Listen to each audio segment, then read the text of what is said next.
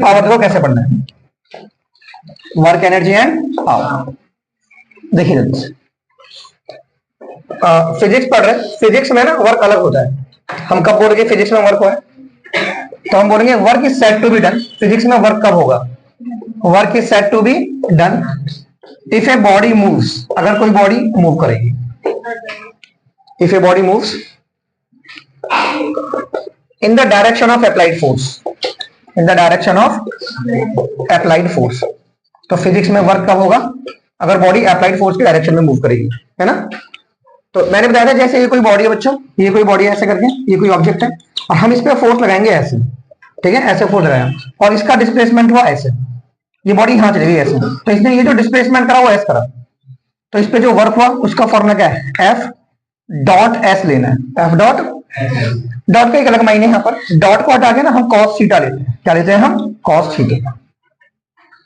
अभी वो एंगल वेंगल नहीं बता सकता आपको कि ऐसे फोर्स लगाया तो दो कंपोनेंट में रिजॉल्व कर दो, वो 11th में बताते हैं, यहाँ पे ऐसे आप लिखो W बराबर एफ डॉट एस, तो वर्क के फॉर्मूले में ना एंगल भी आता है। और ये जो कॉस थीटा है ना, जैसे कॉस 90 पे क्या होता है 0 एंड कॉस 180 पे क्या होता है -1 एंड कॉस 0 पे होता है 1, ये वैल्यू याद रखना। अब ये थीटा 0 क्या है, थीटा 0 कब होगा, थीटा 0 तब होगा जैसे इस दिशा में मैं फोर्स लगाऊं और वस्तु इसी दिशा में जाए, जिस दिशा में बल लगाए वस्तु उसी दिशा में जाए, तो इसे कहते हैं थीटा 0 है। थीटा क्या है, 0, सही है। तो अगर थीटा 0 होगा तो वर्क कितना हो जाएगा, तो वर्क का फॉर्मूला क्या बच्चों, वर्क का फॉर्मूला है एफ एस कॉस 0, तो कॉस 0 पे 1 होता है, तो एफ एस इंटू 1 हो गया ना, तो W कितना आ गया, W हमारा एफ एस आ गया, कितना आ गया, और ये सबसे ज्यादा वर्क है, यानी ये मैक्सिमम वर्क हुआ, ये वर्क क्या हुआ, मैक्सिमम। देखिए ना, क्योंकि मैक्सिमम वर्क का फॉर्मूला था एफ एस, क्या होता है एफ एस। लेकिन अगर मैं फोर्स इस दिशा में लगाऊं और डिस्प्लेसमेंट इस दिशा में हो जाए, ये फोर्स और डिस्प्लेसमेंट है, तो अब थीटा कितना हो गया 180, और ऐसा कब होगा, जैसे मान लो बताया ना, जैसे ट्रेन हमारे सामने से आ रही हूं, तो ट्रेन का डिस्प्लेसमेंट ऐसे और मेरा फोर्स ऐसे है, तो ऐसे थोड़ा लग जाएगी, वो आएगी तो ऐसे, पर मेरा फोर्स ऐसे, दो अपोजिट एरो के बीच में थीटा 180 होता है, और 180 होने से W कितना हो जाएगा, तो W का फॉर्मूला क्या जाएगा, एफ एस कॉस 180, कॉस 180 में माइनस होता है, तो हो जाएगा एफ एस, हो जाएगा -1 माइनस आगे ले लो, that is minus F S, तो ये वर्क हो गया हमारा माइनस का, वर्क किसका हो गया हमारा, ये नेगेटिव वर्क है। तो देखना क्यों, नेगेटिव वर्क के लिए कितना एंगल होता है 180। अब कुली का वर्क देखो, किसका, कुली का, कुली में क्या होता है बच्चों, जैसे मान लो कुली है ना, ऐसे चल रहा है आगे की तरफ और वजन रखा है सर के ऊपर, तो फोर्स लग रहा है ऊपर और डिस्प्लेसमेंट हो रहा है ऐसे, तो ये फोर्स है और ये डिस्प्लेसमेंट है, तो अब कितना एंगल बन गया दोनों के बीच में 90 डिग्री। तो W का फॉर्मूला क्या होता है, एफ एस कॉस 90 लिखो अब यहाँ पर, कॉस 90 पे 0 होता है, तो W कितना हो गया 0, W कितना हो गया 0। तो बच्चों कितने तरह के वर्क होते हैं बताइए, तो वर्क होते हैं बच्चों 3 तरह के, कौन कौन से, पॉजिटिव, नेगेटिव और 0। पॉजिटिव वर्क कब होगा बताइए, जब थीटा कितना होगा 0, और जब थीटा 180 होगा तो, और जब थीटा 90 होगा तो ये 0 वर्क हो जाएगा, कितना वर्क हो जाएगा 0 0, तो जब थीटा 90 होगा, ठीक है बच्चों। तो 3 तरह के वर्क होते हैं, कितने तरह के वर्क होते हैं, कौन कौन से, ये आ रहा है उसमें, इस तरफ आ रहा है उसमें, तो 3 तरह के वर्क देख रहे हैं, ठीक है, ये पॉजिटिव है और ये नेगेटिव है और ये 0 वर्क है। तो इन सबके एंगल पकड़ने हैं सर, ये जो पॉजिटिव वर्क है ना, ये 0 डिग्री एंगल पर है, कितने एंगल पर है, और ये नेगेटिव वर्क किसका है 180 डिग्री, और ये 90 डिग्री एंगल पर है।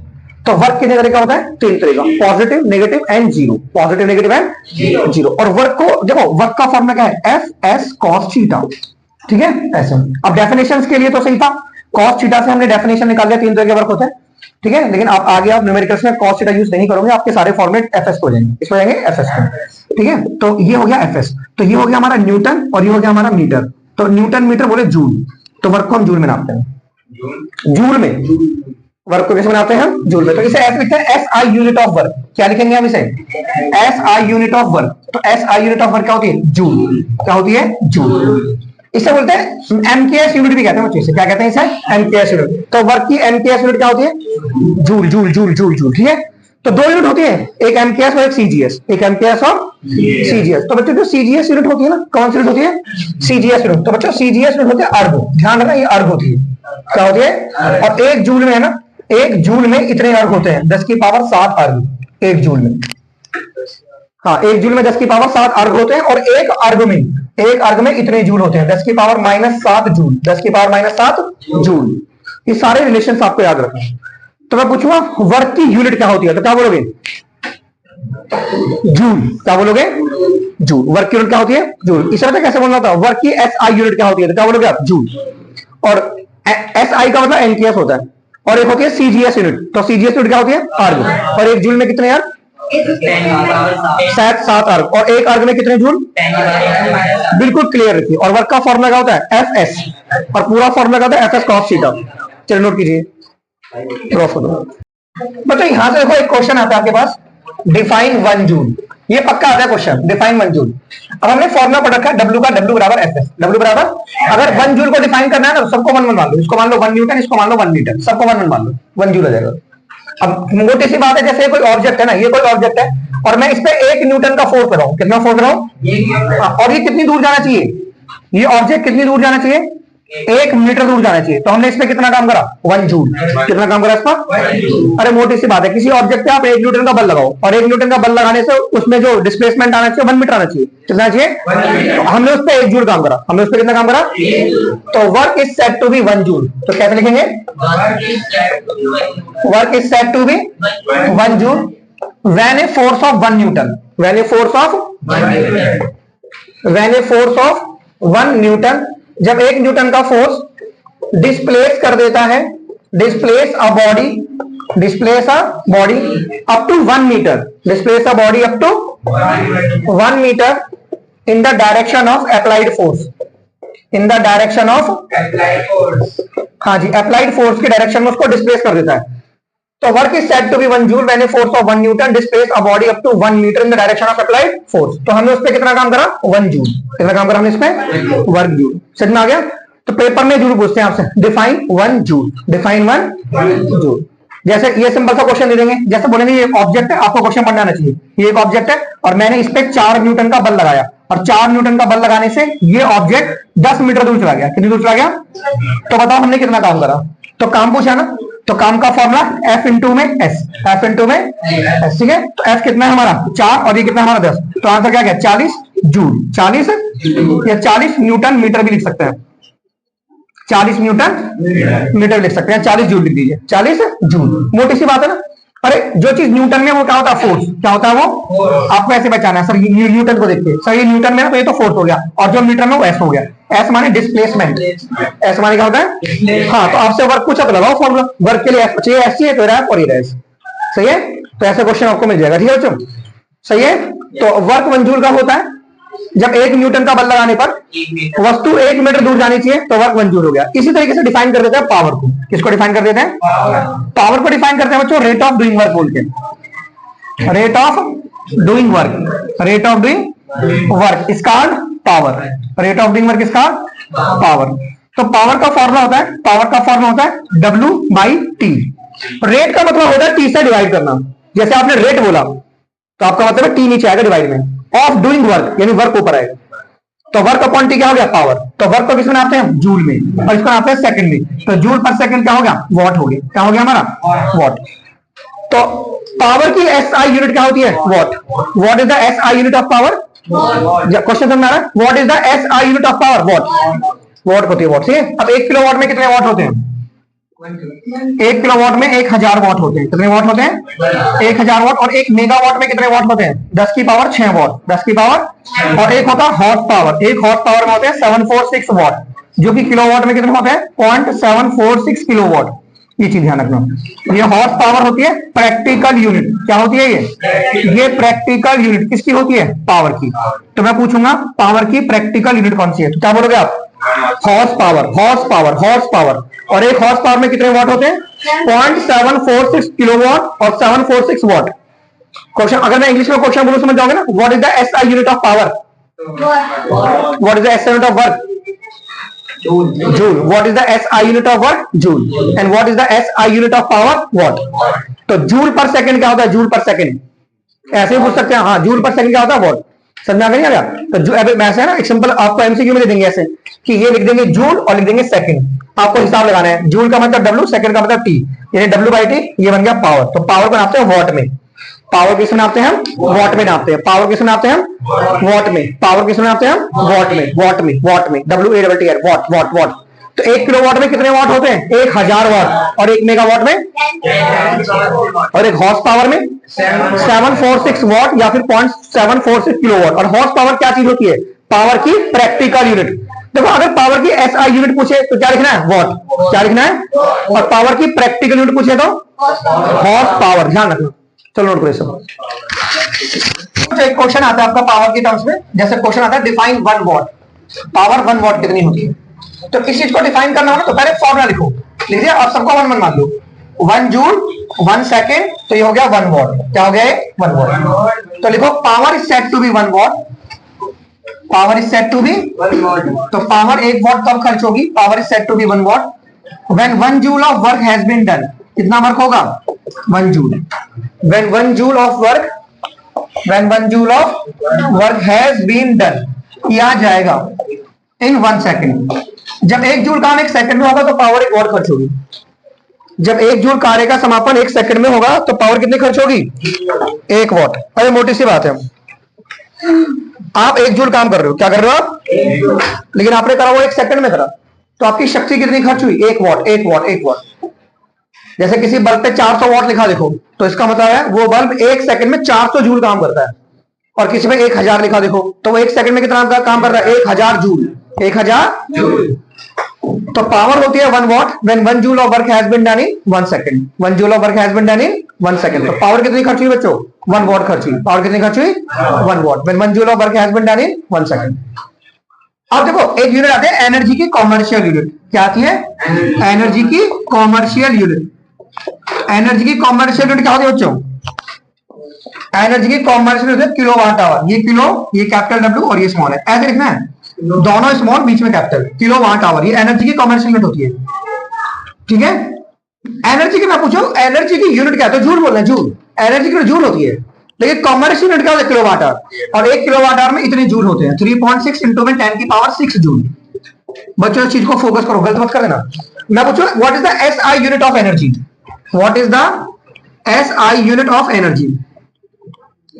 What is the SI unit of energy? तो क्या बोलोगे आप? जूल। ठीक है। और एनर्जी मतलब क्या? एनर्जी किसको कहते हैं? Capacity of doing work. काम करने की जो क्षमता है, जो कैपेसिटी है काम करने की, capacity of doing work. Capacity of doing work is called energy. Capacity जो है काम करने की, उसे क्या कहते हैं? एनर्जी। काम करने की जो क्षमता होती है उसे कहते हैं ऊर्जा, एनर्जी कहते हैं। क्या कहते हैं उसे? एनर्जी। तो एनर्जी की यूनिट क्या होती है? जूल। और एनर्जी की कमर्शियल यूनिट क्या होती है? Kilowatt hour. तो 1 किलोवाट आवर में इतने जूल होते हैं। कभी कभार कन्वर्ट करने को कहते हैं, convert kilowatt hour into joule. Into, तो कैसे कन्वर्ट करेंगे बताओ? ऐसे लिखो, पहले लिखो 1 किलो कैपिटल डब्ल्यू स्मॉल है, ये दोनों स्मॉल है कैपिटल। तो देखो 1 किलोवाट में 1000 वॉट होते हैं। 1 किलोवाट में कितने वॉट होते हैं? और 1 घंटे में 3600 सेकंड होते हैं। 3600। अब इसको इससे इंटू कर दो, 3 ईयरी और 2 ईयरी, तो 36 और ये हो गया 10 की पावर 5 और ये हो गया वॉट इंटू सेकंड। और वॉट इंटू सेकंड होता है joule. What into second joule कैसे हो गया? क्योंकि पावर का फॉर्मूला W/T होता है ना, तो होता है जूल, ये होता है सेकंड, होता है वॉट। तो वॉट इंटू सेकंड क्या हो गया? जूल नहीं हो गया? क्या हो गया? तो यू कैन राइट जूल। अब एक पॉइंट यहां लगा के पावर 1 प्लस कर दो, तो 3.6 इंटू में 10 की पावर 6 जूल। 6 तो इतने जूल होते हैं 1 किलोवाट आवर में। तो कन्वर्ट ऐसे कर देना है आपको। ठीक है। तो याद रखना मैं क्वेश्चन कैसे पूछूंगा। मैं पूछूंगा कि जैसे पावर की प्रैक्टिकल यूनिट क्या होती है, तो क्या बोलोगे? Horse power. और एनर्जी की कॉमर्शियल यूनिट क्या होती है? Kilowatt hour. और 1 किलोवाट आवर में कितने जूल होते हैं? 3.6 इंटू 10 की पावर 6 जूल। अब कन्वर्ट ऐसे करना है, जैसे पेपर में आएगा कन्वर्ट ऐसे बोलेंगे, कन्वर्ट कीजिए 250 यूनिट को, किसको? 250 यूनिट को इंटू जूल में कन्वर्ट कीजिए। तो आप देखो किलोवाट आवर को यूनिट भी कहते हैं। The other name of kilowatt hour is unit. तो 1 किलोवाट आवर का मतलब 1 यूनिट भी होता है बच्चों। क्या होता है? 1 यूनिट। ठीक है। तो 250 यूनिट है ना, तो आप लिखो कि सर 1 यूनिट में इतने जूल होते हैं। 1 यूनिट में इतने जूल होते हैं, तो 250 यूनिट में कितने हो जाएंगे? 250 से मल्टीप्लाई कर दो। 250 से क्या कर दो? मल्टीप्लाई। ठीक है। तो जब तुम इसको इससे मल्टीप्लाई करोगे ना, पहले पॉइंट हटा के जीरो लगा लो। अब इसको इससे काट दो। अब इसकी इससे मल्टीप्लाई करो, 900 आएगा। कितना आएगा? 900 इंटू 10 की पावर 6, ये जूल आ गया। अब ये 2 जीरो इसको दे दो, तो 9 इंटू 10 की पावर 8, ये जूल आ गया। क्या गए? तो इतने जूल होते हैं 250 यूनिट में। 250 यूनिट में इतने जूल होते हैं। 9 इंटू 10 की पावर 8 जूल। कर लोगे ना कन्वर्ट 250। तो अब पावर को कैसे डिफाइन करेंगे? रेट ऑफ डूइंग वर्क, और एनर्जी को कैपेसिटी ऑफ डूइंग वर्क। तो पावर का एसआई यूनिट क्या होता है? वॉट। पावर का एसआई यूनिट क्या होता है? और एनर्जी का एसआई यूनिट क्या होता है? जूल। और एनर्जी की कमर्शियल यूनिट क्या होती है? Commercial unit kilowatt hour. Kilowatt hour. और 1 किलोवाट आवर में कितने जूल होते हैं? और 1 किलोवाट आवर को ही 1 यूनिट कहते हैं, लेकिन आज भी 1 यूनिट में कितने जूल होते हैं? सो 1 यूनिट में भी इतने ही जूल होते हैं। 3.6 इंटू 10 की पावर 6 जूल। समझ में आ गया नहीं आ गया? चलो करो, नोट करो। देखिए अब पढ़नी है आपको काइनेटिक एनर्जी। क्या पढ़नी है आपको? काइनेटिक एनर्जी, गतिज ऊर्जा। तो कैसे पढ़ेंगे? The energy possessed by the body, the energy possessed, मान रखना, the energy possessed by the body, हर बॉडी में एनर्जी होती है, by virtue of its motion, by virtue of its motion. यानी एक बॉडी में एनर्जी होती है उसके मोशन की वजह से। जैसे कोई चीज चल रही है तो उसके चलने की वजह से उसमें एनर्जी होती है, तो उसे कहते हैं काइनेटिक एनर्जी। क्या कहते हैं उसे? Kinetic energy. जैसे मान लो ये कोई ऑब्जेक्ट है, इसका मास है m, कितना मास है उसका? अब मैंने इस पे एक फोर्स लगाया और मेरे फोर्स लगाने से ये वाला ऑब्जेक्ट यहाँ आ गया, एस डिस्प्लेसमेंट कर लिया। क्या कर लिया? S displacement. तो हमने कितना फोर्स लगाया? F बराबर ma, ये फोर्स का फॉर्मूला, ठीक है। अरे इनिशियली ये बॉडी रेस्ट में थी, रुकी हुई थी, हमने इस पे एक फोर्स लगाया इस m मास के ऑब्जेक्ट पे, और ये m मास का ऑब्जेक्ट यहाँ आ गया, इसने डिस्प्लेसमेंट ट्रैवल कर लिया, तो हमने इतना फोर्स लगाया F बराबर ma। तो हमने वर्क कितना करा? तो वर्क का फॉर्मूला क्या होता है? Fs। क्या होता है? हाँ, तो ये कितना हो गया हमारा? m इंटू a इंटू में s, ये क्या हो गया? W। तुम कभी कभार बच्चा सोचता है cos थीटा के लिए, थीटा 0 है, क्योंकि जिस दिशा में बल लगा रहे हैं वस्तु उसी दिशा में जा रही है। आपने बल इस दिशा में लगाया, वस्तु गई भी इस दिशा में ना, तो थीटा 0 है। अरे बता चुका मैं आपको, जब थीटा 0 होता है तो वर्क Fs होता है। वर्क क्या होता है? Fs, क्योंकि वर्क का फॉर्मूला क्या होता है? Fs cos theta. Fs cos, अब थीटा 0 है तो ये 0 हो गया, तो cos 0 क्या हो गया? 1, तो ये तो फॉर्मूला आ गया Fs। तो इतना वर्क करा मैंने इस ऑब्जेक्ट पर, क्या करा? इतना वर्क। लेकिन इनिशियली रेस्ट में था, तो रेस्ट के लिए ये यूज करो, v square minus u square 2s। तो u हमारा हो गया 0, रेस्ट में u 0 होता है, तो v स्क्वायर की वैल्यू क्या आ गई? 2as। सो a की वैल्यू कितनी आ गई? v square by 2s, v square by 2s। अब ये a की वैल्यू यहां पुट कर दो w की। सो w कितना आ गया हमारे पास? m इंटू में v स्क्वायर बाई 2s और इंटू में s, s से s काट दो, कितना आंसर आ गया? Half of m v square, ये हो गया w। तो ये जो हमने इसके इस बॉडी पे जो हमने काम करा ना, ये इसकी काइनेटिक एनर्जी। क्या है इसकी? तो बच्चों काइनेटिक एनर्जी का फॉर्मूला क्या हो गया? Half of m v square. और ये कभी नेगेटिव नहीं हो सकती, it can not be negative, ये कभी भी नेगेटिव नहीं हो सकती, क्योंकि मास कभी नेगेटिव नहीं हो सकता, वेलोसिटी नेगेटिव हो सकती है, पर स्क्वायर में तो नेगेटिव नेगेटिव पॉजिटिव हो जाता है। तो this energy can not be negative.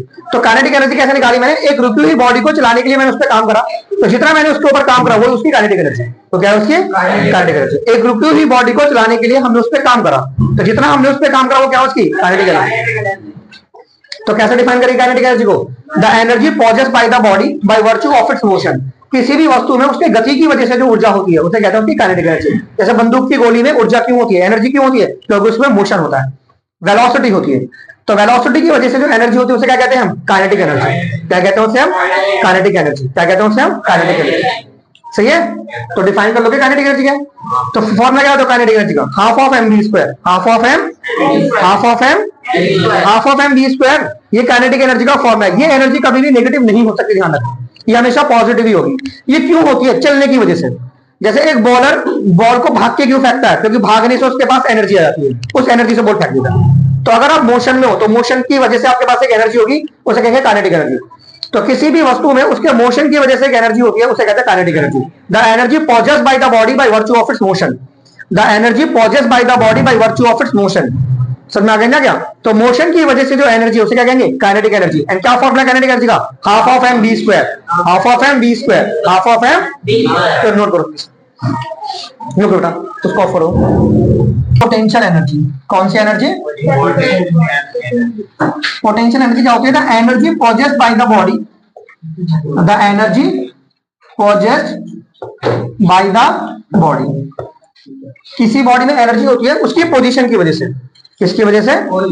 हाँ, the energy possessed by the body by virtue of its position, by virtue of its position. तो देखो पोजीशन की वजह से जो एनर्जी होती है उसे कहते हैं potential energy. Is called potential energy. क्या कहते हैं उसे हम? पोटेंशियल एनर्जी कहते हैं। क्या कहते हैं उसे हम? पोटेंशियल एनर्जी पोजीशन की वजह से। जैसे मान लो ये कोई ऑब्जेक्ट है, ये कोई मास है, ये मास है, और इसे मुझे उठा के इस मास को यहाँ रखना है, यहाँ रखना है, यहाँ। तो इस मास का नीचे की तरफ एक फोर्स लग रहा है mg। क्या लग रहा है? आप इसे नीचे खींच रही है, बस नीचे की तरफ लग रहा है mg, और आप इसको यहाँ पे रखना चाहते हो h ऊंचाई पर। कहां पर रखना चाहते हो? h ऊंचाई पर रखना चाहते हो। ठीक है, तो ये डिस्प्लेसमेंट हो गया और ये फोर्स है, ये डिस्प्लेसमेंट है। तो वर्क का फॉर्मूला क्या होता है? फोर्स इनटू में डिस्प्लेसमेंट, फोर्स इनटू में डिस्प्लेसमेंट। तो F कितना है हमारे पास? mg, और डिस्प्लेसमेंट है h, तो ये क्या हो गया? W। तो यही क्या बन गई हमारी? Potential energy. क्या बन गई हमारी? हाँ, तो पोटेंशियल एनर्जी का फॉर्मूला क्या होता है? mgh। पोटेंशियल एनर्जी का फॉर्मूला, और ये नेगेटिव हो सकती है बच्चों, इट कैन बी नेगेटिव। ये नेगेटिव हो सकती है, ये नेगेटिव हो सकती है। ध्यान रखना, काइनेटिक और पोटेंशियल में कौन नेगेटिव हो सकती है? पोटेंशियल। तो ध्यान रखो, पोटेंशियल एनर्जी का जो फॉर्मूला होता है mg। क्या होता है वो? और काइनेटिक एनर्जी का फॉर्मूला क्या होता है? Half mv square. And power का फॉर्मूला क्या होता है? w/t। एंड वर्क का फॉर्मूला क्या होता है? fs cos थीटा पूरा होता है, fs cos थीटा पूरा क्या होता है? इसे बोलते हैं, देखो वर्क कैसी क्वांटिटी है? स्केलर। वर्क को तुम ऐसे भी डिफाइन कर सकते हो लास्ट में, work is the scalar product. Work is the scalar product of किस किस का है? Work is the scalar product of force and displacement. Work is the scalar product of force and displacement. Scalar product का मतलब ऐसे होता है, W बराबर F डॉट S। इसको स्केलर प्रोडक्ट कहते हैं। क्या कहते हैं इसको? डॉट को स्केलर कहते हैं बच्चों। यानी ये दोनों वेक्टर क्वांटिटी है, ये भी वेक्टर है और ये भी क्या है? वेक्टर। और वर्क क्या है? स्केलर। जब दो वेक्टर का डॉट होता है तो उसे स्केलर आता है। तो ध्यान रखना, वर्क एक स्केलर क्वांटिटी है। वर्क कैसी क्वांटिटी है? और स्केलर तुम्हें बताया था मैंने, जिसमें खाली मैग्नीट्यूड होता है। तो वर्क कैसी क्वांटिटी बताओ? एंड फोर्स कैसी है? वेक्टर। एंड डिस्प्लेसमेंट कैसी है? तो आपने सिंपल वर्क को डिफाइन कर दिया।